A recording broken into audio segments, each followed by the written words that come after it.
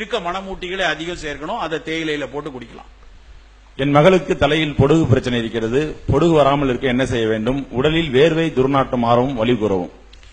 பொடுகு தலையில இருக்கக்கூடிய ஒரு ஸ்கேல்ப்ல வரக்கூடிய ட்ரைனஸ் செகண்டரியா அதுல கொஞ்சம் இன்ஃபெக்ட் ஆகவும் செஞ்சிடும். அந்த ட்ரைனஸ் வர்றதுக்கு காரணம் உடலினுடைய சூடு அதிகமாக, பித்தம் அதிகமாக இருக்கிறது. நாங்க சித்த மருத்துவர்கள் உடல் சூடு அப்படின்னு சொன்னோடனே நிறைய நவீன மருத்துவர்கள் எல்லாருக்கும் ஒரே டெம்பரேச்சர் தானே, இது என்ன சூடு குளிர்ச்சின்னு நிறைய விவாதிப்பாங்க. ஒரு விஷயம் என்னன்னா, அந்த டெம்பரேச்சர் வேற, நாங்க சொல்லக்கூடிய பேசல் மெட்டபாலிக் ரேட் அப்படிமோ, அந்த மெட்டபாலிக் ரேட் வேற.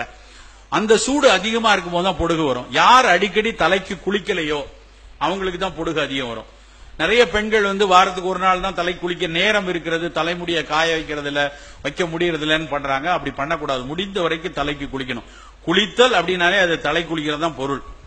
நிறைய சென்னையில எல்லாம் பாத்தீங்கன்னா பாதி பேர் கழுத்துக்கு இடுப்புக்கு தான் குளிக்கிறாங்க. தலையை மட்டும் வாஷ், ஹேர் வாஷ் அப்படிம்பாங்க. குளித்தல்ங்கிறதுக்கு பேர் அழுக்கு நீக்கிறது கிடையாது. நம்ம அழுக்கு நீக்கி குளிக்கிறதா இருந்தா எல்லாரும் ராத்திரி தானே குளிக்கணும். வேலை எல்லாம் செஞ்சுட்டு கசகசன்னு ஆன அப்புறம் நைட்ல தான் அழுக்கு நீக்கிறது குளிக்கணும். ஏன் காலங்காத்தால 5 மணிக்கு குளிக்க சொன்னாங்க? எதற்காக காலையில குளிக்கிறோம்னா, உடலில் வியாபித்திருக்கக்கூடிய பித்தத்தை காலையில் தணிப்பதற்காக தண்ணீரை ஊத்துறோம். இரவுல சந்திரனுடைய ஆட்சி, இரவுல பிரபஞ்சமே குளிர்ந்திருக்கும். அந்த நேரத்தில் உடல் தன்னை தகவமைத்துக் கொள்வதற்காக சூடா இருக்கும். அப்ப சூடா இருக்கிற உடம்பு கொஞ்சம் குளிர்ச்சியை நோக்கி மாறுவதற்காக ஒரு ட்ரிகரிங் ஃபேக்டர் தான் தலையில தண்ணி ஊத்துறது, தலையில குளிக்கிறது, பித்தத்தை தணிப்பதற்காக. நாம அதை விட்டுட்டு காலையில தலைக்கு தண்ணீரை குளிக்காம கழுத்துக்களை குளிச்சா தலையில சூடு இருந்து கொண்டே இருக்கும். அந்த சூடு தான் சைனசைட்டிஸா வர்றது, தும்மல் வர்றது, மூக்கடைப்பு வர்றது. தும்மல் மூக்கடைப்புலாம் வந்தோடனே திரும்ப தண்ணி ஊத்துனோடனே அந்த சளி வெளியே வர பார்க்கும். இவன் என்ன நினைச்சுக்குவானா, தண்ணி ஊத்துறதுனால சளி வந்துருச்சு, தண்ணி ஊத்துறதுனால தலையில நீர் கோத்துருச்சுமா. உண்மையிலே உள்ள இருக்கிற விஷயம் வெளியே வரும். நம்மளுடைய புரிதல் ரொம்ப ரொம்ப தவறாக, நம்ம பல பழைய விஷயங்கள், மரபு சொன்ன நுணுக்கமாக பார்த்து அறிந்த விஷயங்களை இன்றைய அறிவியல் வைத்து விலக்கி விலக்கி போறோம். ஒரு உதாரணத்தை சொல்லலாம் என்று நினைக்கிறேன். நேரம் ஆயுதலே ஒரே ஒரு உதாரணம் சொல்லலாம் நினைக்கிறேன். நேற்று கேள்விப்பட்ட விஷயம், உங்களுக்கு கூட அது சுவாரஸ்யமா இருக்கும்.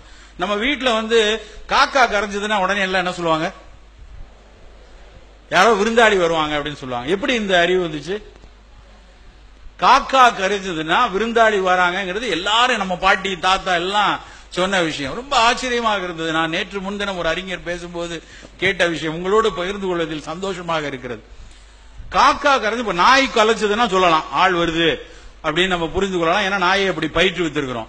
மாடு கிரு உருன்னு மாடும், ஒரு வீட்டுல கட்டியிருக்க மாட்டுல அந்த இடத்துல நகண்டு போனா அது தெரியாத ஆள் வராங்க அப்படின்னு நகரும். காக்கா கரைகிறதுக்கும் விருந்தினர் வர்றதுக்கு என்ன சம்பந்தம் இருக்கும்? ஒரு பெரிய வரலாற்று உண்மை. மாலுமிகள் அந்த காலத்துல கடல்ல போகும்போது கரை எங்க இருந்து தப்பிடக்கூடாதுங்கிறதுக்காக பல காக்காவை பிடிச்சிட்டு போவாங்களாம். பல காக்காவை பிடிச்சு கொண்டு போயிட்டு கடல்ல போய்கொண்டே இருக்கும் பொழுது கரை எங்க இருக்குன்னு தெரியாது இருக்கும்போது இந்த பக்கமா அந்த பக்கமா தெரியாது ஒரு காக்காவை அவுத்து விடுவாங்களாம். அப்ப அந்த காக்கா உடனே கரை இருக்க இடத்தை நோக்கி அந்த காக்கா பறக்கும். உடனே மாலுமி தன் கப்பலை திரும்புவான். அப்ப கரையோரத்தில் இருக்கக்கூடிய மக்கள் ஒரு காக்கா அங்க கடல்ல இருந்து உள்ள இருந்து வருது அப்படின்னு பார்த்த உடனே அந்த மக்கள் எல்லாம் யாரோ ஒரு விருந்தினர் கடல் வழியாக வராங்க, காக்கா கரைந்து வருது, விருந்தினர்கள் வாரார்கள் என்று புரிந்திருக்கிறாங்க. எவ்வளவு நுணுக்கமான விஷயம். அப்போ அந்த காக்கா வருது, காக்கா வந்தா விருந்தினர் வாராங்க, பல பொருட்களோடு மக்கள் வருகிறார்கள் என்பதை புரிந்து அந்த விஷயம் இன்றைக்கு வரைக்கும் ஒரு சொற்றொடராக நம்ம எல்லாருக்கும், இங்க இருக்கவங்க கூட சொன்னோம், காக்கா கத்துது, விருந்தினர் வராங்க. இப்படி பல நுணுக்கமான பல ரொம்ப முக்கியமான விஷயங்களை நம்முடைய மரபு வைத்திருந்திருக்கிறது. தயவு செய்து மீண்டும் மீண்டும் சொல்கிறேன், மரபை கொஞ்சம் நுணுக்கமாக பாருங்கள், உற்று பாருங்கள், உதாசீனப்படுத்தாதீர்கள். அவையெல்லாம் மடமை அல்ல, அவற்றிற்கு பின்னால் நிறைய பொருள் இருக்கிறது.